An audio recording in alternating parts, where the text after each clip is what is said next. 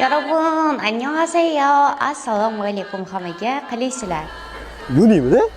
Dannu. Kechirasiz. Siz Instagramdagi Yunimidasiz? Da, Yun Koreya. Qarang, sizga bir savolim bor edi. Koreyaga o'qishga qanday ketsa bo'ladi?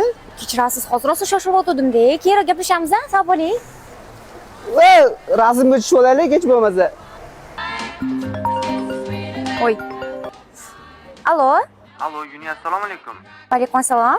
Oxiri nomeringizni ham topdim. Sizga bitta savolim bor edi-da. Aha, eshitaman. Qanaqa savol? Shu Janubiy Koreyaga qanaqa ketsam bo'ladi?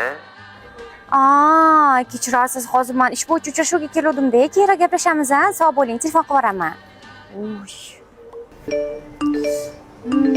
Voy bu odamlar nimaga oddiy savolni ham javobini bilishmaydi-an, topa. Forward Agency.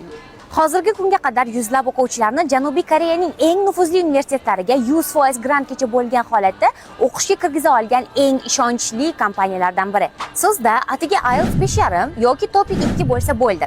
80%, hattoki 100% gacha bo'lgan grantlar asosida o'qishga ketsangiz bo'ladi. Faqatgina Forward Agency bilan. Dunyo bo'yicha top 100 talik universitetlardan boshlab, haftasiga atigi bir kun o'qish va qolgan kunlari ishlash mumkin bo'lgan universitetlargacha.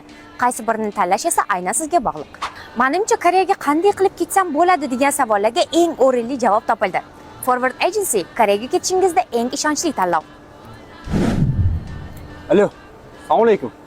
Aka, Forward Agencymi? Koreyaga ketish kerak.